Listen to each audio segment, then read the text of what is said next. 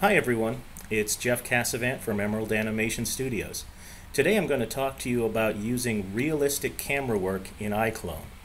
One of the benefits of using an animation program as opposed to making a real-life world with an actual camera that a person carries around is that your camera is not bound by physical limitations. You can set your camera to do just about anything that could only be done in the real world with a lot of expensive equipment and a lot of carpentry and hard work. But having said that, sometimes you want the look of your film to look like it was shot with flesh and blood actors and a cameraman actually holding a camera, like a Steadicam. So I'm going to show you how to do that. There are ways, little tips and tricks that I've picked up along the way using keyframes, paths, dummies, the look at function, and toying with the depth of field function. So we're going to take a look at each of those things today. Now, having said that, I need to caution you that Reallusion is going to be coming out with iClone 6 by the end of the year. And that's going to have a whole lot of new functions. It's going to have an entirely new interface.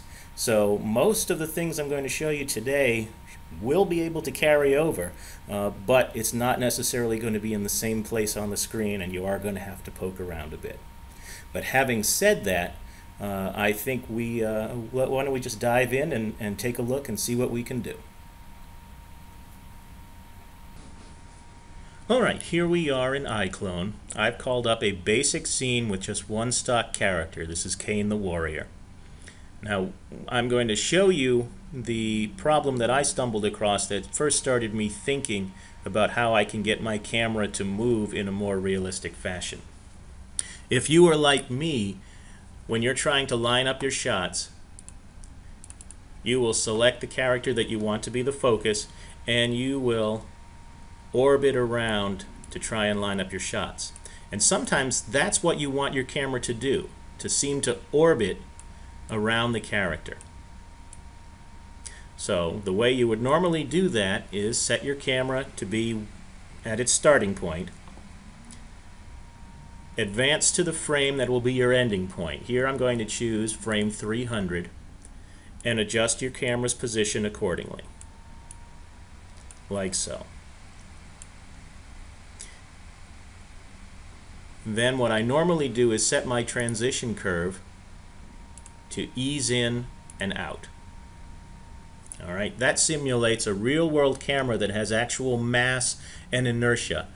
So instead of moving straight across in a linear fashion, it will start from 0, accelerate to its top speed, and then decelerate back to 0 at the end.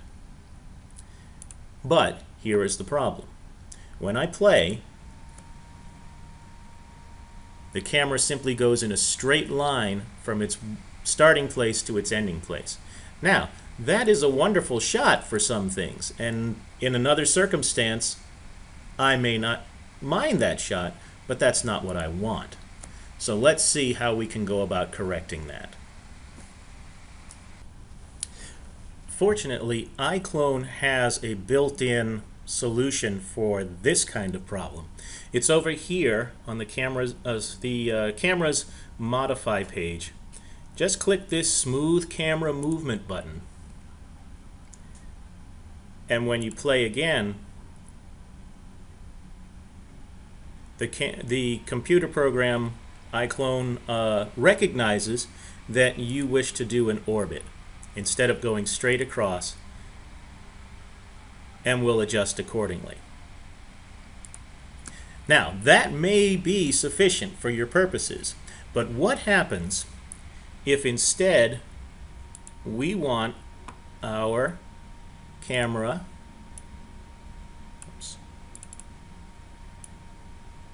to move a little further along the arc? And I'm going to set my transition curve one more time.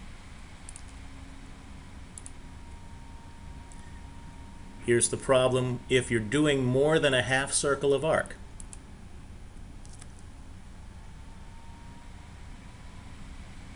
iClone does not realize that you want it to go all the way around the circle from Kane's 3 o'clock to about his 7 by way of noon, I suppose you'd call it. Instead, it goes the shortest distance it needs to between the keyframes that you have set. Now, how do we go about correcting that? Well, one of the things you can try doing is going to a point midway and adjusting your camera to about the halfway point, like so.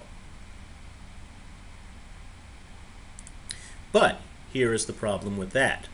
When I press play again,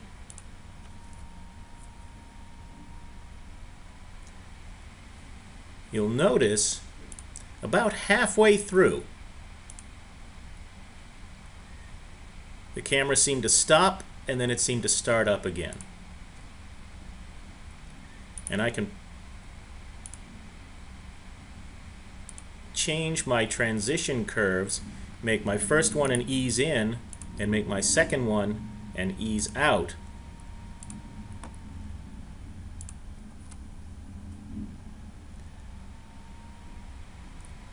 And it improves it slightly, but there's still just a little bit of a jump to it.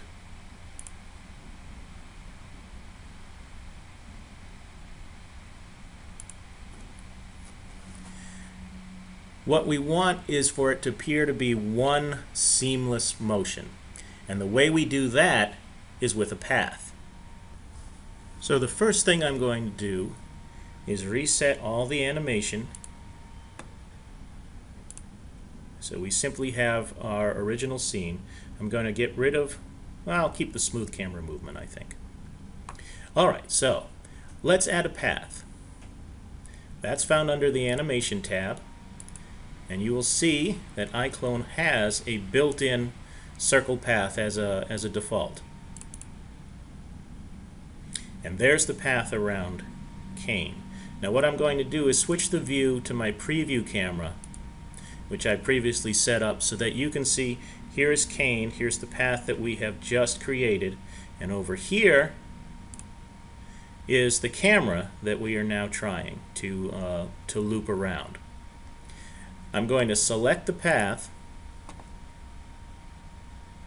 and increase its size like so. Now let me set its Z size back down to 100 so that it is about where we want it to be, height-wise. Alright. Now I can go over and select my camera, and in the camera's modify panel again there is a section called path where it asks you to pick the path. Just click on any of the control points of the path and the camera will be placed on it. Now right here the camera is on position 75, which just happened to be the one closest to me. I want to set that to 0. Now you can see the 0 is actually over here on the right side of the screen. So what I'm going to do is select this path and rotate it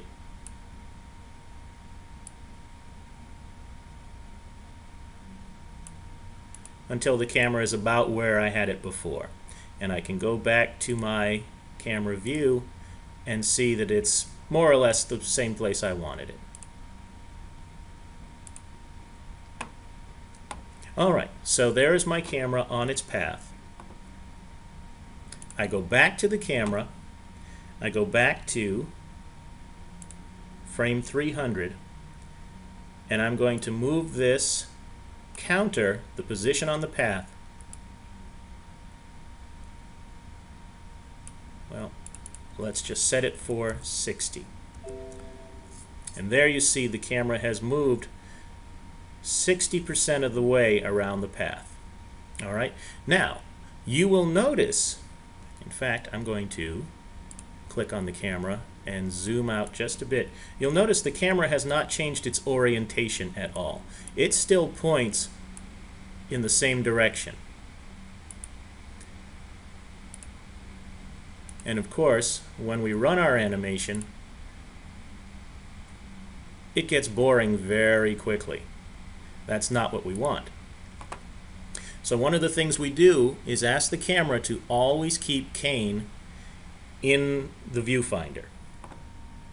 So we're going to come over here to the camera's modify panel once again and come over to where it says look at, pick the target,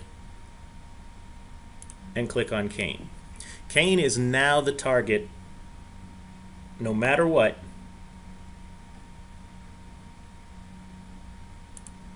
And as we loop around, he will always be in place.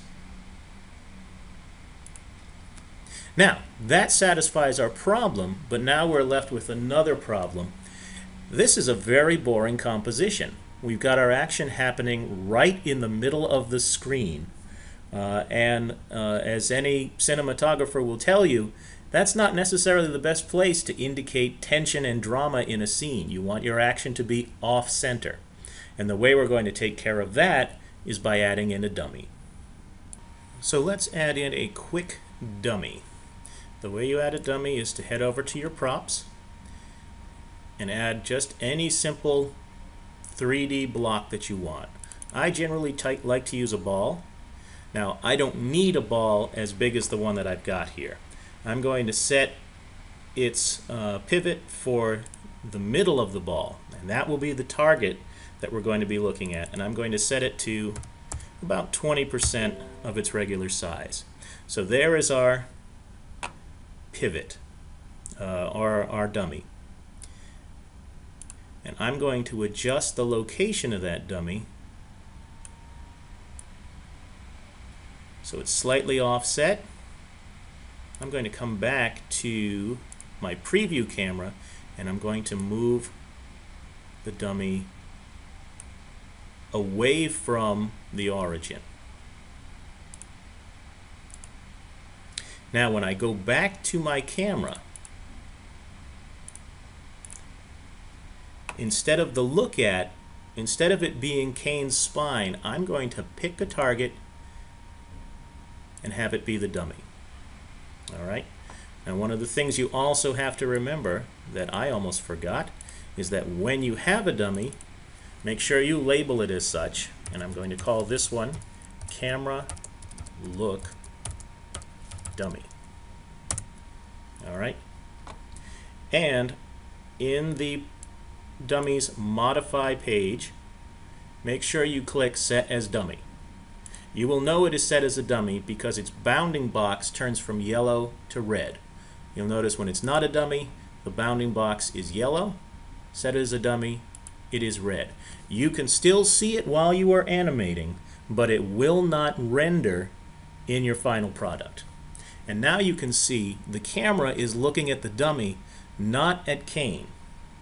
And therefore Kane is a little bit off center. It adds a lot more dynamism to the scene. And when I have my scene move,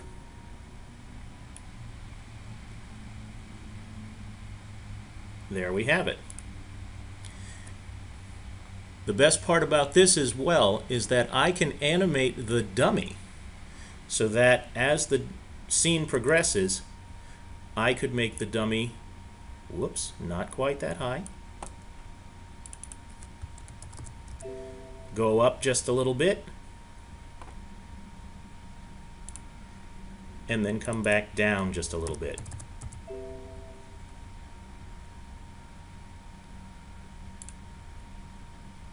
And the camera will continue to follow the dummy. The camera will always look at the dummy no matter where it is on the path.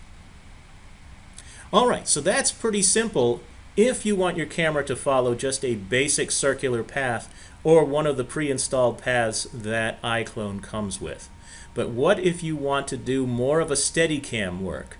Let's discuss how we can do that. Alright, I've opened up a new scene in iClone.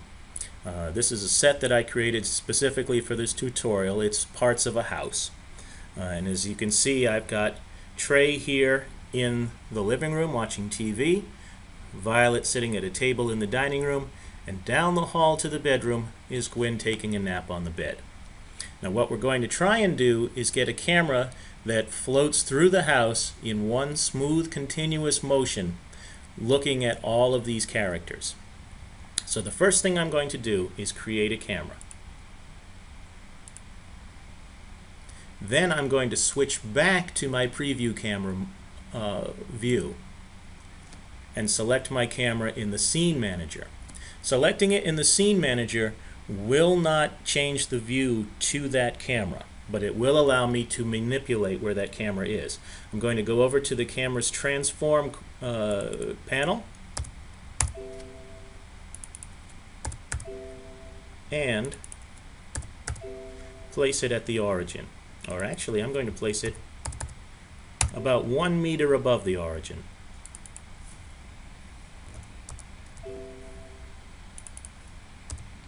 Like so.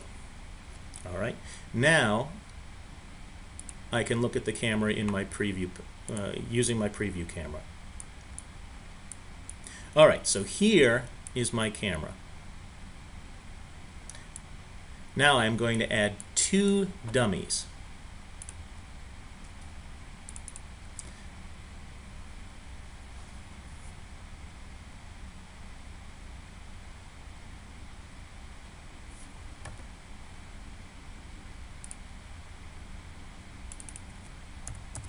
Oops. And there we go. Now by hitting the move button and holding down the control key, I can create a duplicate of this. So now I have 2 spheres, and I'm going to make sure that I have set them both as a dummy, like so. This sphere I'm going to move out of the way. Alright, now these 2 dummies are going to serve 2 different purposes, and I'm going to make sure that I label them properly so I don't forget. This second dummy I'm going to call the camera look dummy, just like I did in our previous experiment with Kane. The first dummy is going to be the path dummy. This is the dummy we're going to use to create the path that the camera will follow. Now, let's start with the path dummy first. I'm going to come over to the Path Dummies Modify panel, scroll down to the Link section. In the Scene Manager, I'm going to scroll down to the Camera section and make sure that I can reach the camera. I have a lot of props and extra things here in my set, and I don't want to accidentally link the dummy to the wrong thing. So I'm going to link it to the camera, like so. And you can see it says it's linked to the camera. If I now go and select my camera and move my camera around, the link dummy, the path dummy comes with it. Alright, that was easy enough. Now I'm going to select my camera look dummy. Or actually, I don't need to select that. I can select my camera, and then in the Camera's Modify plane, I can scroll down to Look At, pick the target, and set it for the camera look dummy. And you can see the camera has moved down so that it is pointing at the camera look dummy. And if I were to switch to that camera view, there's the dummy right there in the middle. Alright, so now we have these set up where we need them to be. Let's move everything into place for our first shot. Alright, I have moved my camera and the 2 dummies into their starting positions for the first shot of this Steadicam shot. I've also opened up iClone's picture-in-picture preview window so that even though I'm working in my main window using my preview camera, I have a shot showing what my final camera will look like, what the final shot will look like. And that way I can make sure that my camera is both in the right spot and looking in the right spot. I've also opened up my timeline with separate tracks for the camera look dummy, the camera, and the path dummy. Alright, so now I've got keyframes already set up for the first shot. I am going to move to frame 5 and set everything up for my next shot.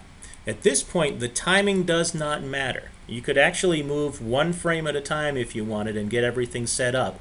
What we're doing is getting a series of keyframes together to form our path.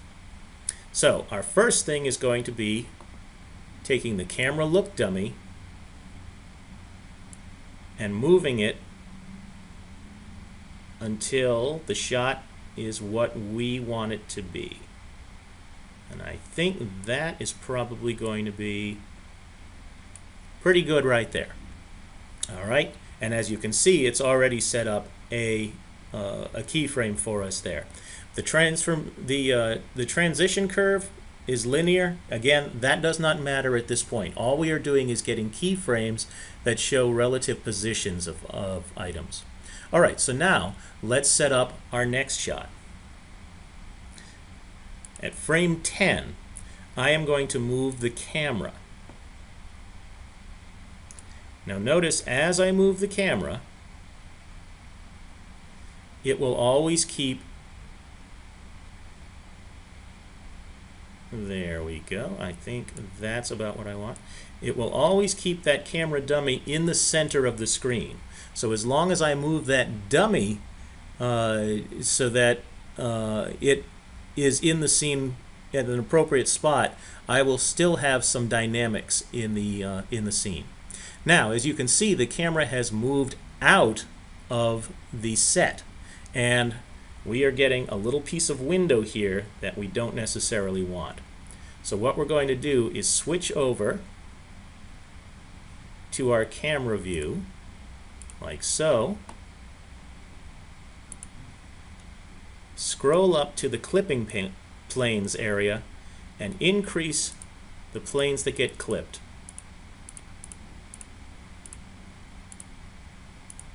Like so, until that window has disappeared. Alright, now that our scene is set up the way we want it to be, we're going to come down here. Our camera is in the correct spot. We're going to go down to the path dummy and create a keyframe for the path dummy. Alright, so now we have our second high point already lined up.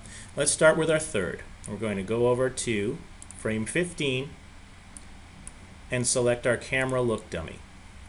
And I'm going to switch back to our preview camera. What we're going to do is move our camera look dummy towards the dining room.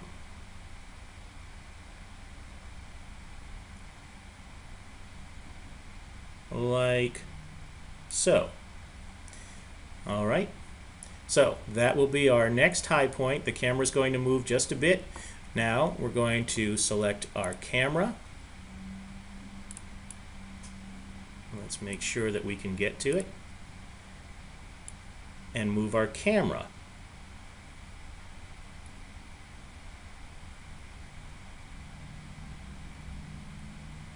Until it gets a shot that we want it to have.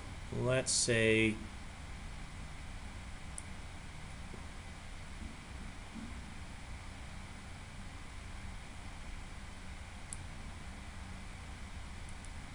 right about here. I think that's good enough for now. And again, we're going to scroll down and make sure that we mark a keyframe for the path dummy. Alright, I am going to step through and mark the high points in this Steadicam shot that I want, and then we'll be back to show you how to turn it into a path. Alright, I have gone through and hit all the high points in my Steadicam shot, showing all the places where my camera will be and all the places where my camera will look. And I've got a bunch of keyframes ready to go. Now what I'm going to do is convert all of these keyframes into paths. The way you do that is by highlighting the keyframes and right-clicking on any of the keyframes. And it says convert position to path, so that's what I'm going to do. Alright, so you can see we've got a nice turquoise or teal, some kind of color path showing where the camera look dummy is going. I'm going to quickly label that as the look path.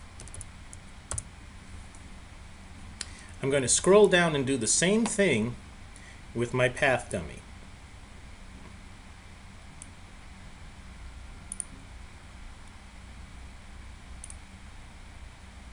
Alright, and that one has come up rather a similar color. I don't know that I necessarily want that, so I'm going to click and change it to something different, a bright yellow. There we go. So now we can see our paths, and we're going to call this the camera path.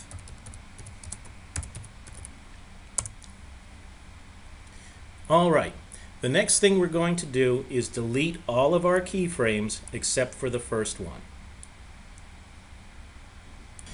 I'm going to make sure that I have set my timeline back to 0. I'm going to go to my camera look dummy, and we're going to add it to a path, and it looks like it's going to be that teal path.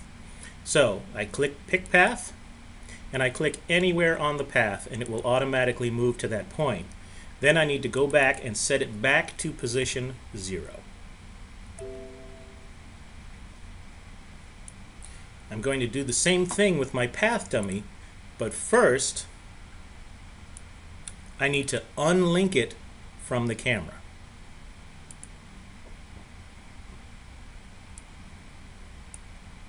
And this is going to be hooked up to the yellow path.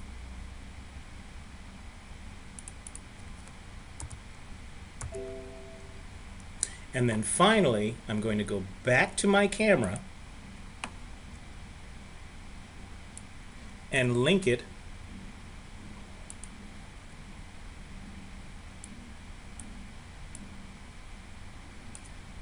to my path dummy. Now, as the path dummy moves, the camera will follow it rather than the other way around.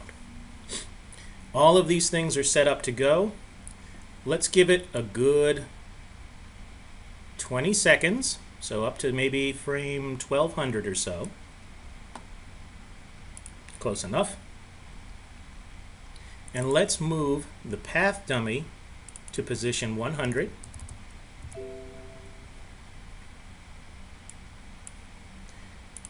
And the camera look dummy to position 100 as well. Now comes the tricky part. Each of these dummies is now on a path, and it can go from 0 to 100 on the path.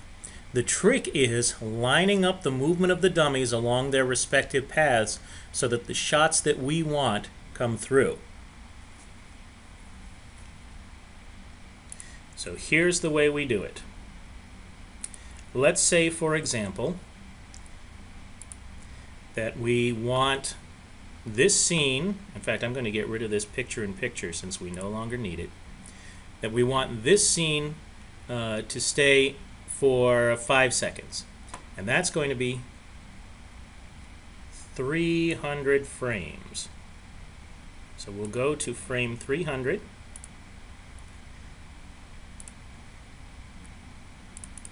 And set our dummies back to 0.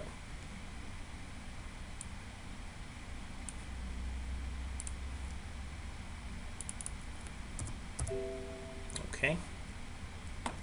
Now we want 3 seconds where our look dummy is going to go over to show Trey on the couch.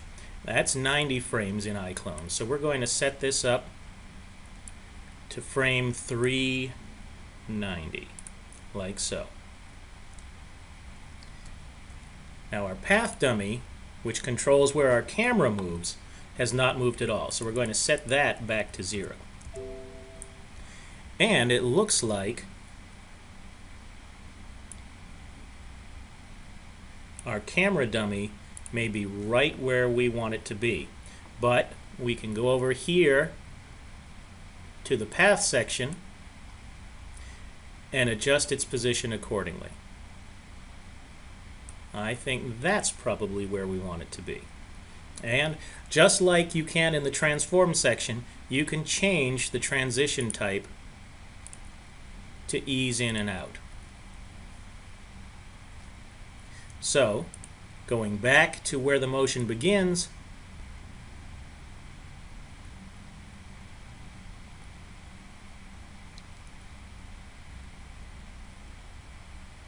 like so. Oops. By stepping through your paths and tweaking ever so gently each time, you can get a nice, seamless Steadicam motion. And finally, if need be, if you find that the paths that iClone has generated for you don't quite work for you, you can always edit the paths. Let me zoom in a bit here so you can see where the paths are.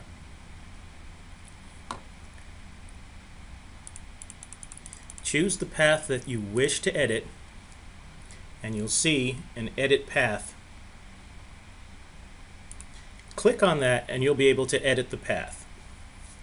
Now along each path you'll notice these little things that look like little balls with cones on them. These are the various control points of the path. Click on any of those control points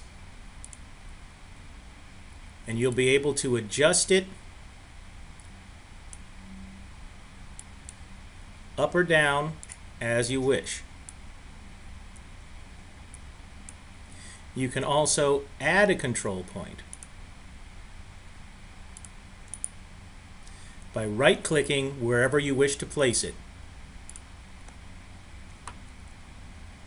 iClone will then adjust your path accordingly .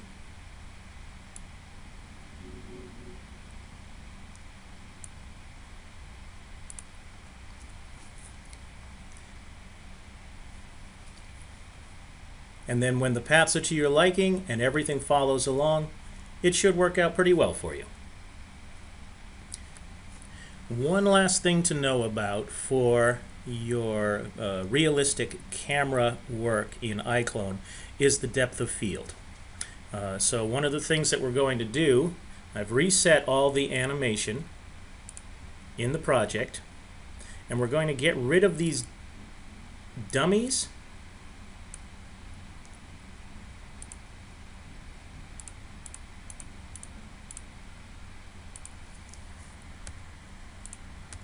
And we're going to get rid of the paths. We don't need them anymore.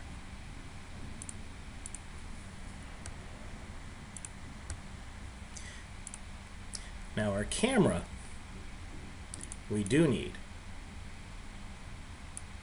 Let's put that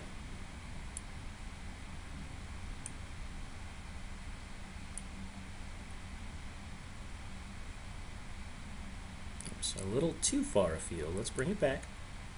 Bring it back. Good. And let's rotate it so that it is facing, I think instead of using the gizmo, I'm going to rotate it like so. There. Oops, nope, wrong way. There we go. Now we are back where we want to be, and I'm going to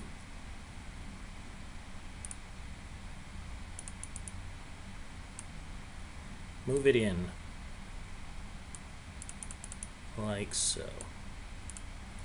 Alright, let's switch over to the camera view, and I'm going to adjust the view like this. Alright, now right now it's in quick shading mode, and you can see Trey is in focus and Violet is in focus. This is not how cameras work. So we're going to work with our depth of field. First I'm going to switch over to pixel shading mode. Depth of field will not show up in quick shading mode. It will only show up in pixel shading mode. Alright, so in pixel shading mode you can see that Trey is completely in focus and Violet is also completely in focus. Normal cameras don't work that way. They are able to focus on pretty much one thing at a time, and anything that's not in the proper range is going to be blurred and out of focus. And iClone gives you an excellent way to simulate that. So let's go over to our camera and scroll up, oh actually I was right there, to the depth of field, and we'll turn it on. And you see everything is kind of fuzzed out just a bit except for a point between, except for a point that's about 750 units away with a range of 100 units. Now if we click on this show range and then switch to the preview camera mode,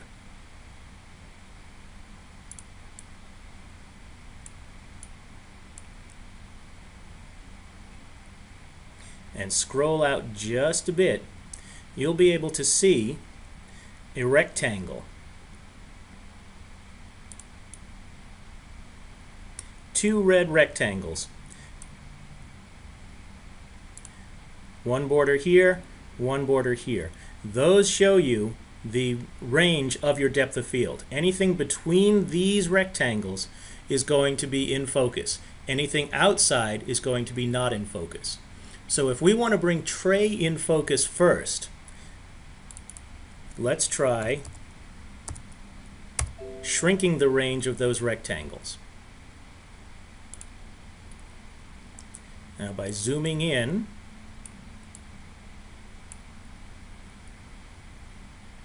we can see that Trey is now within the range of the rectangles. And so if we switch over to our camera view, we can see he is in focus and Violet is not. We can set a keyframe for our depth of field right here as we want to. Let's go over to 120 and start a new keyframe, and then say over the space of another second or so we want to change the depth of field from Trey to Violet. We can set up a new keyframe, change this back to 750 where it was, and now Violet is in focus while Trey is not.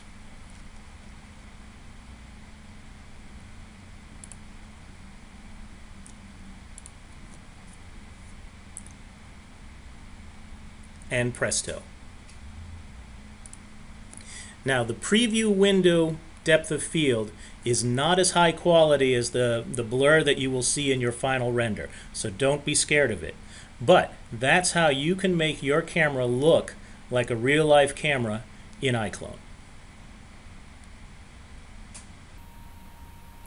Alright, and that's it. Thanks very much for watching. I hope this helps.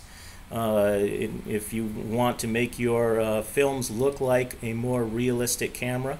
Thanks to Ricky Grove and the entire Machinima Expo crew for this opportunity. I hope you enjoyed it. Enjoy the rest of the expo and have a good day.